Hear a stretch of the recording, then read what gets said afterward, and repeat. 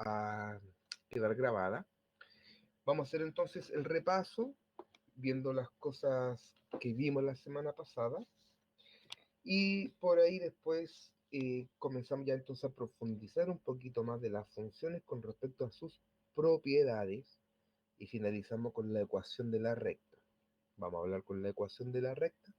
De esa manera entonces también metemos el concepto de función lineal y la función afín, que son funciones que son rectas sobre todo. Ok, ya.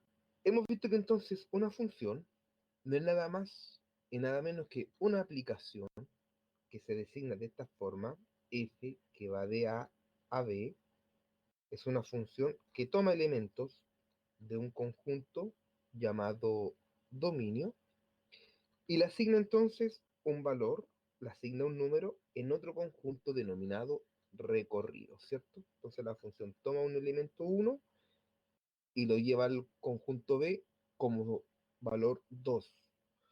Toma el valor 2 y lo lleva al conjunto B como valor 4. ¿Ya? Habría que después ver cuál es su expresión algebraica. Resulta que las funciones se pueden expresar o se pueden escribir de varias formas.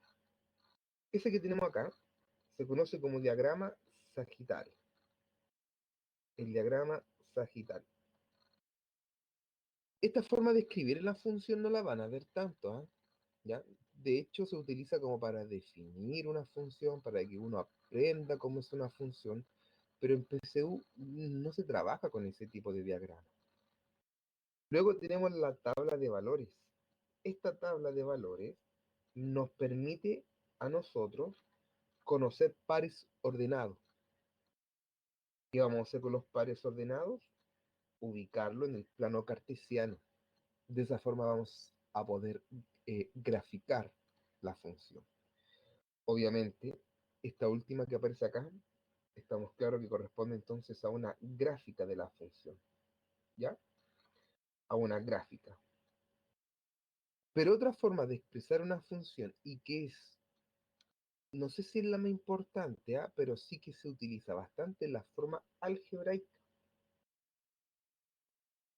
Algebraica. Esta forma es la que más se utiliza.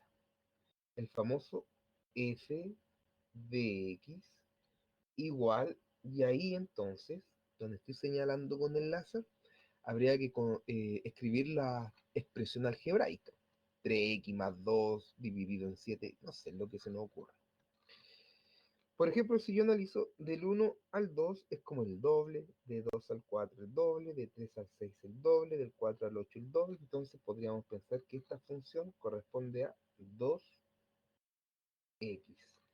La función que asocia cada elemento del dominio viene escrita como 2x. Esa sería su expresión algebraica. PSU, con la que más va a trabajar, va a ser con la gráfica, porque muchas veces me van a mostrar la gráfica y uno tiene que analizar la gráfica. Ustedes no van a graficar. Es imposible graficar en la prueba de PSU. A ustedes le van a mostrar la gráfica y les van a decir, les van a pedir más bien analizar esa gráfica, o sea, como el comportamiento, como el dominio, como el recorrido, si toma este valor, cuánto sería en el eje Y, etcétera. Y sobre todo esto, con esto vamos a trabajar bastante, con su expresión algebraica. Entonces, eso es nada más y nada menos que una función que toma elementos de un conjunto y lo lleva a otro conjunto. ¿Cuál es el problema? ¿Cuál es el problema de esto de la función?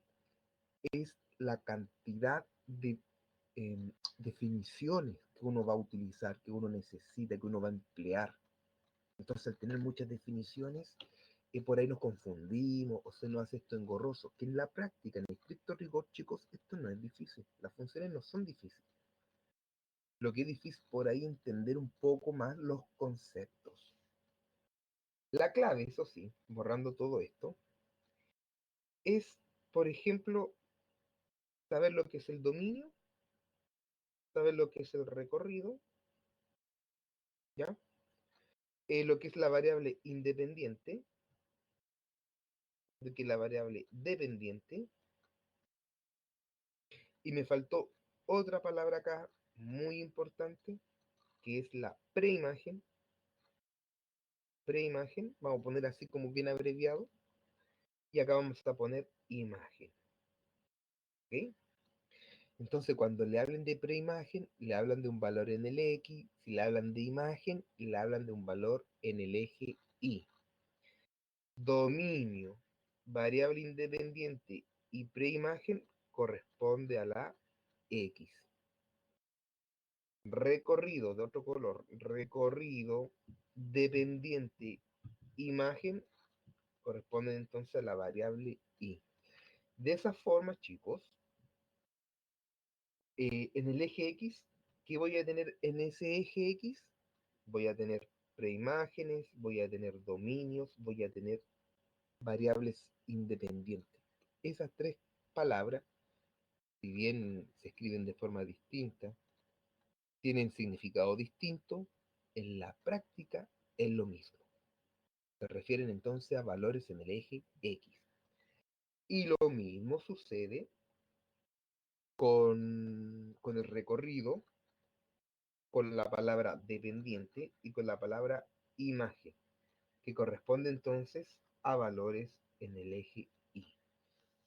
Son definiciones distintas, pero en la práctica es lo mismo. Recorrido dependiente imagen se refieren a valores en el eje Y. Esto es una palabra que cuesta entenderla, y es la imagen de X mediante F, o dicho al revés, X es la preimagen de Y. Entonces,